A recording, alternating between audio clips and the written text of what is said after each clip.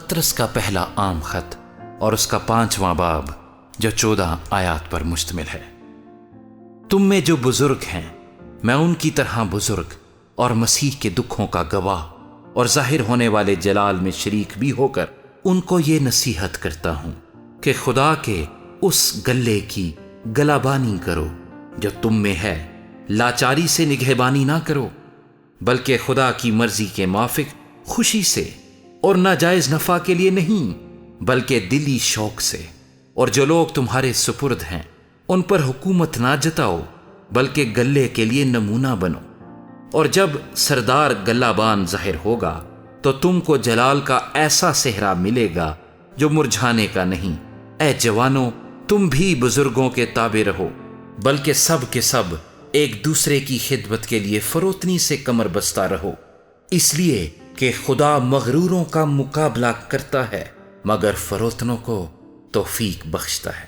پس خدا کے کبھی ہاتھ کے نیچے فروتنی سے رہو تاکہ وہ تمہیں وقت پر سر بلند کرے، اور اپنی ساری فکر اس پر ڈال دو کیونکہ اس کو تمہاری فکر ہے۔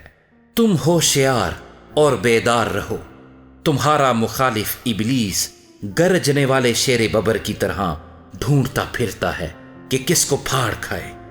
تم ایمان میں مضبوط ہو کر اور یہ جان کر اس کا مقابلہ کرو کہ تمہارے بھائی جو دنیا میں ہیں ایسے ہی دکھ اٹھا رہے ہیں۔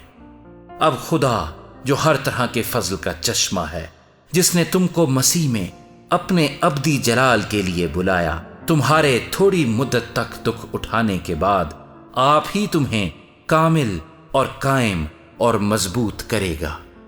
عبدالآباد اسی کی سلطنت رہے، آمین۔